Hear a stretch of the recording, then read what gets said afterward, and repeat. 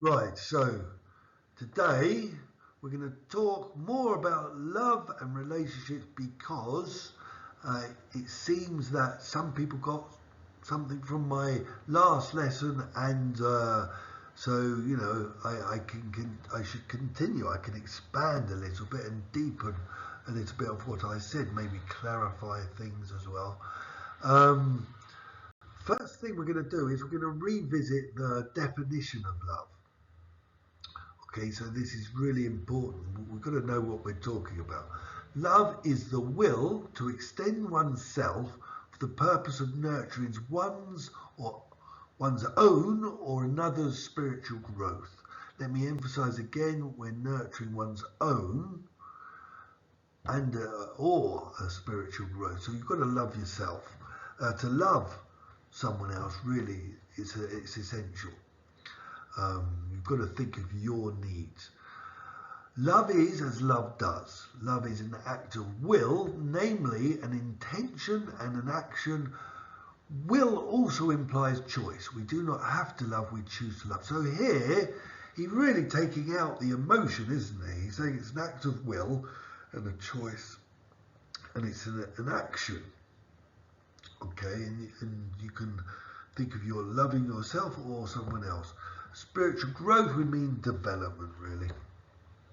So, but we know love produces feelings, and those feelings may take us up to ecstasy with romantic love or down to pain, etc.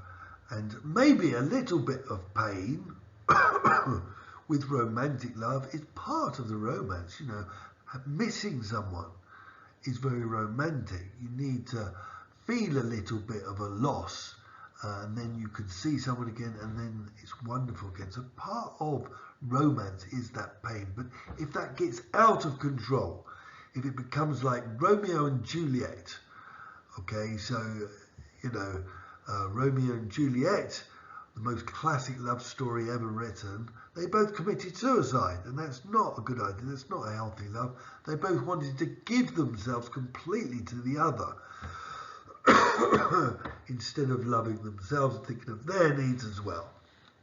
So, or Wuthering Heights, you've got that kind of relationship where you're totally stormy and conflictual and sadomasochistic in the extreme.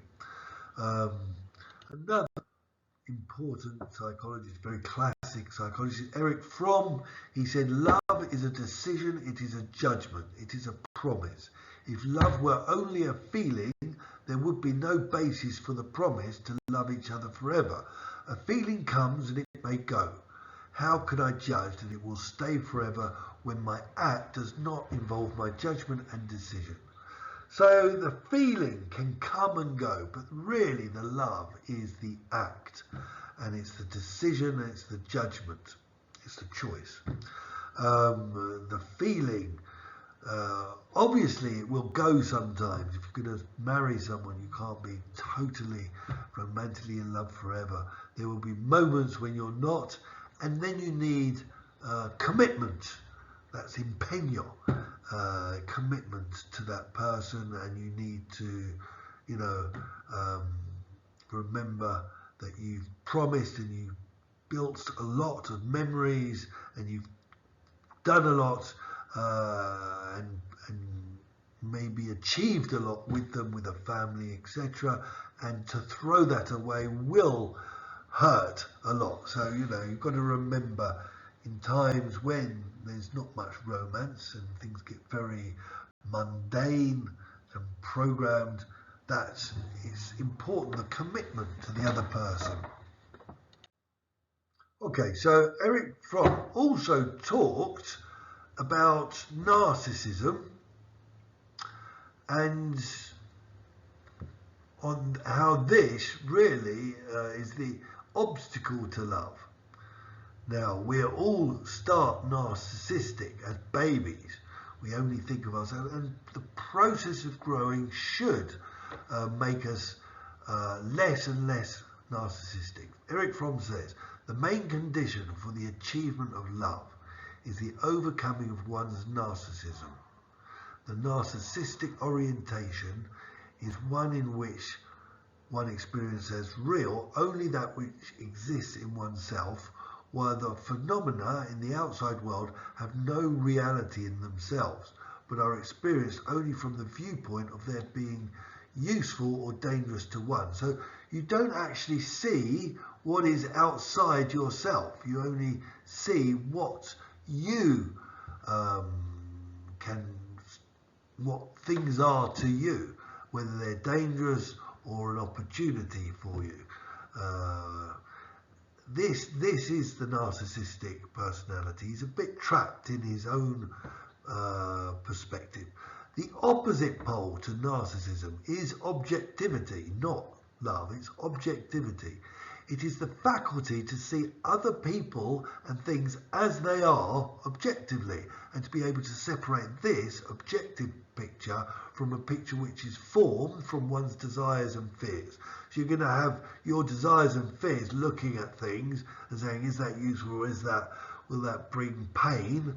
But to be objective, you've got to be able to see things as they are, and you can only love if you can see things as they are, and not just be completely self-absorbed. Okay, let's think. Let's look at an example of a narcissistic personality. Trump on 9/11, when the Twin Towers were knocked down and 5,000 people were killed, in an interview while it was happening, he said, wow, now Trump Tower is the tallest building. He didn't think of the tragedy that was unfolding. He didn't think of all these people dying. All he could think of was what it meant for him, and this great opportunity to be the tallest tower, have the tallest tower in New York, now that the Twin Towers are destroyed. So that, I think, shows us narcissistic personality. And if we find with Trump, we find everything needs to revolve around him. He doesn't care what's objective. If you're against him, it doesn't matter if you're right, and he won't try and see your point of view and try to talk about the objective reality. He'll just insult you and say you're an idiot. So we can see the narcissistic personality, and that's the obstacle to loving. Love thy neighbour as thyself was what the Bible says, and a lot of people forget the thyself. But what is loving thyself? The first picture is not loving thyself. Looking at yourself in the mirror and thinking you're wonderful, it's not loving yourself at all. Neither is overindulging. You're actually doing yourself harm if you're spending lots and lots of time eating all the worst things in excess. What is loving thyself is taking care of thyself, so eating good food. Maybe you can eat some chocolate sometimes to feel good, because that does you good too. A little bit of everything is good.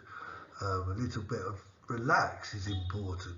Maybe go to the gym, that's good for you. These things, to love thyself, you've got to be able to delay gratification. So you can't expect instant gratification. You've got to be able to go through a bit of pain. Like with studying, you may feel tired, but you want to do it to achieve something for yourself, because it's an act of love towards yourself. You want to achieve some progress, some development. Same with going running. It might be cold out, raining, but you go running, even though it's a bit, suffering. You're suffering a little bit, but it's an act of love towards thyself. So that is loving thyself, really trying to take care of your needs and take yourself to a better place. And then hopefully, your self-esteem and self-respect and dignity will go up anyway. You don't feel that proud of yourself if you stand and spend the whole day looking at yourself in the mirror. If you do your homework and you spend hours tiring over it, you feel good about yourself, you feel satisfied and proud of what you've done. So if we go into the relationship side with Eric Berne, this famous psychologist in the 60s, and look at what it means to have a deep relationship and what it means to not have a deep relationship. Eric Berne put this in terms of games versus sincerity. People play games, you know. They play games because they're fun. Also, you know, sadomasochistic games might be a little bit, might be fun, might be part of the courting phase, etc. Maybe the woman pretends not to be interested and the man pretends to be very interested, and you know, or maybe somebody plays the victim and somebody tries to help them, etc., etc. But often, so you know, it's all part of our relationships, filling, you know, creating bonds, filling the space. But often games are repeated behaviour, kind of programmed behaviour from the past. Maybe we've had a very strict father and our boss is trying to tell us politely that we've done something wrong, but we see it as an attack and we suddenly get all these feelings of panic, and we're not really aware of what's going on. We're not living in the here and now. We are just playing this role. So later games can be just past dynamics repeating themselves, and sometimes it's not good to go from one relationship, difficult relationship, straight to a next, because you might just be repeating the same dynamics because you're not really seeing what the relationship is in reality. You're not living in the here and now. Now, opposite to that is sincerity, and that creates intimacy. You go beyond the mask. Maybe, you know, you're playing the entertainer and the girl's playing the audience and she's laughing at you and you feel really good and she can feel your pleasure, and you know, that's part of the payoff to the game. There's always a payoff to the game, and you get these payoffs, satisfaction. But with sincerity, you go beyond that. It connects you very deeply. You start to see who the person really is. Maybe the person who was very funny is suddenly very serious and telling the partner about a terrible situation that happened, and this can make her feel very close to him, and suddenly she becomes very sincere, and then they both feel very intimate and deeply connected, and here the relationship is deepening and you're being vulnerable. But you do need to build trust to get to that place, because that can be betrayed. That, you know, that trust you have, maybe they treat you badly the next day or make a comment, etc., and you've got to be gentle with this movement towards the sincerity and intimacy. And this also will make you feel very aware, because you are not repeating past behaviours. You're in the here and now, creating something new. And it's very creative in that sense, and it's very spontaneous, because you are creating something, constructing something together that is new, and is not just past repetition of past behaviour. Now, Eric Berne said, for certain fortunate people, there is something which transcends all classifications of behaviour, and that is awareness. Something which rises above the programming of the past, and that is spontaneity. And something more rewarding than games, and that is intimacy. So this is what his message was. If we go deep, and we get intimate, we will find this serenity from, and this feeling of satisfaction from the spontaneity and the creation of closeness to somebody. Okay, so we're on the moving on phase. So this is with the separation. There's the normal steps of grieving, luto, where you deny and you get angry, and then depression. Depression is the emptying, and that will feel painful because you are losing all the plans you made and all the projects you had in mind, and you are losing those past times. They are going to the past, and you're separating from them, and that will empty you. But you've got to not only express your emotions for that loss, but also move on. So I think the moving on part is very important, and you've got to fill that emptiness with something. So it's very important what you do, and how you do it. We've talked a little bit about that. You do really need to rebuild something. Depends how long you've split up for, or how long you've been going out for. Now this moving on phase needs self-discipline. It's easy to run away, to go and get drunk and try to hide the pain, but then it'll never go. So it does need courage to really face it, and competence too. You need to be able to go out there and maybe learn, go on a course, maybe move town, change jobs, I don't know. You are in a very specific situation, and you need flexibility.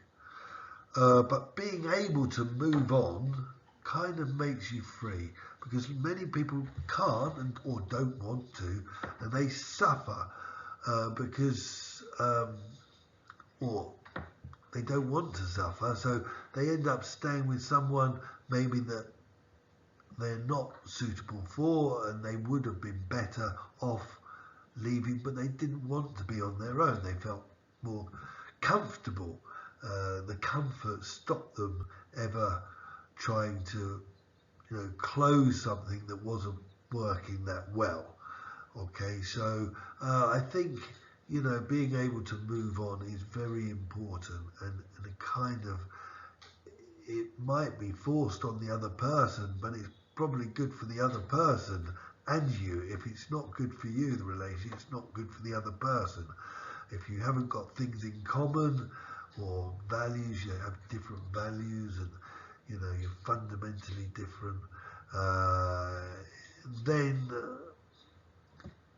you need to make the initiative, take the initiative to help you and them, maybe.